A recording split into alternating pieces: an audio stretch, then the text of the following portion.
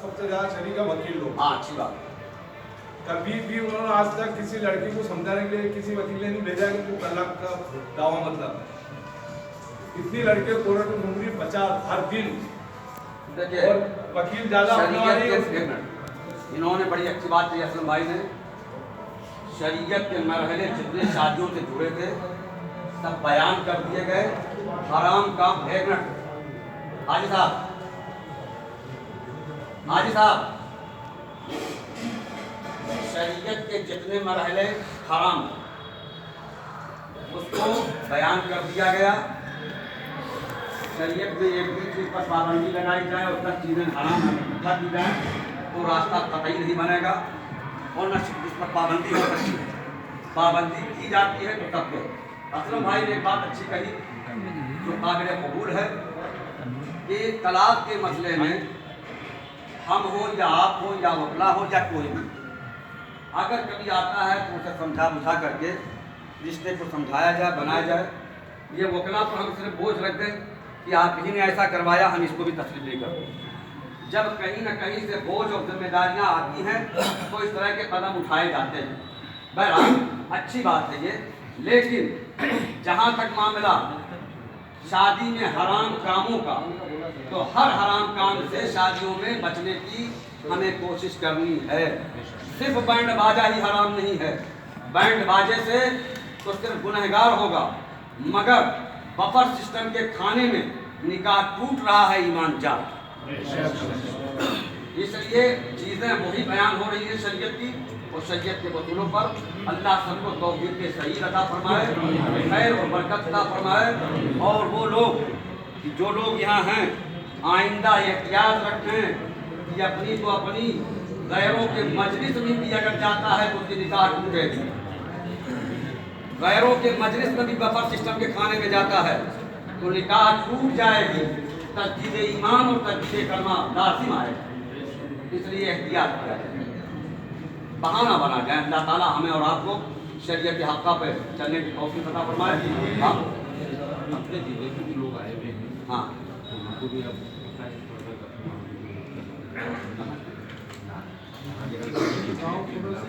भाई जो जहाँ जहाँ से आए हैं, हर घर से कोई आया और से सुन लें कि अक्सर कभी कभी ऐसा होता है कि लड़की वालों के वहाँ लड़के वाले नाच पढ़ते हुए जाते हैं। नाते रसूल सल्लल्लाहु ताला अलैहि वसल्लम की मजलिस बड़ी अजीब, बड़ी अनोखी, बड़ी प्यारी।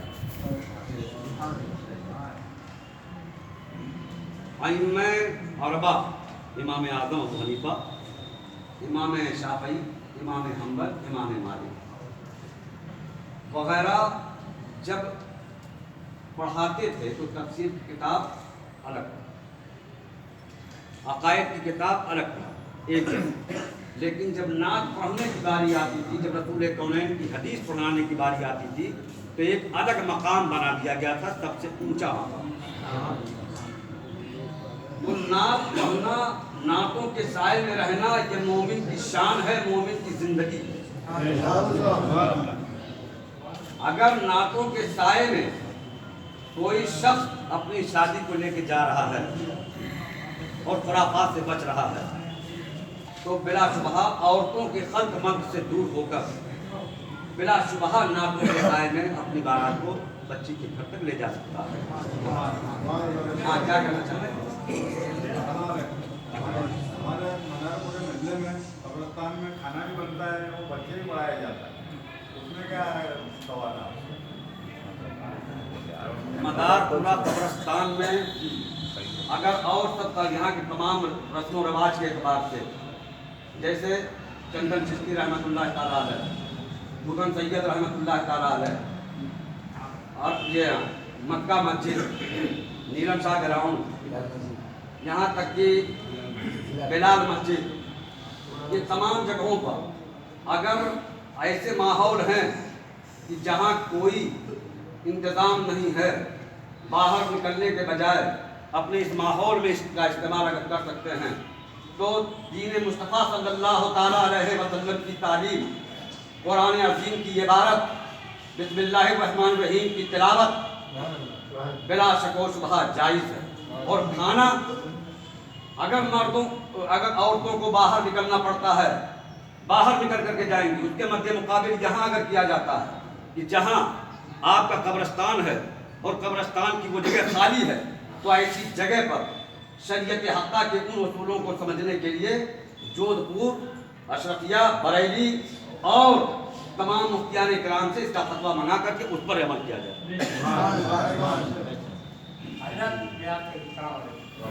मजाक रहेगा जो मसला है वहाँ पे सब कब्रें हैं हमारे टोटल सबके हमारे कब्रें जहाँ खड़े हो जाते हैं अब बात बताओ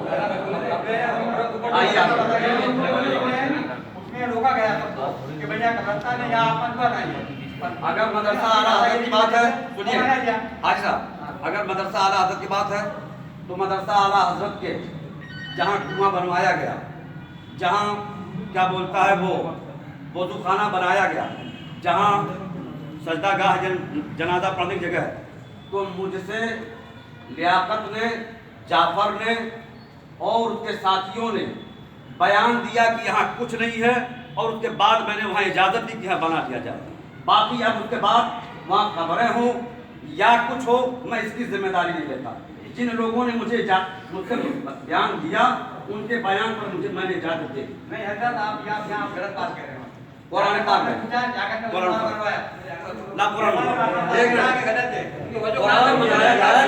मेरी बात सुनिए, मैं बहस नहीं करता। मैं आपसे भी गुजारिश करूंगा।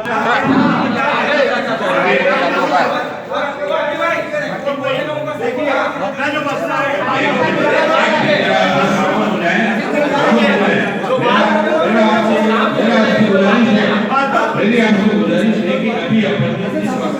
क्या बैठो क्या